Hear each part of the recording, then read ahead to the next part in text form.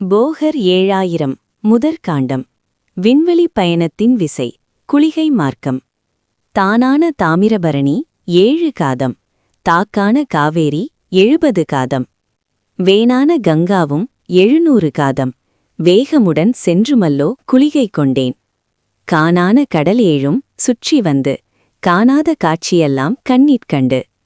பானான பராபரியை மனதிலெண்ணி பாடினேன் சப்த காண்டம் பண்பாய்த்தானே.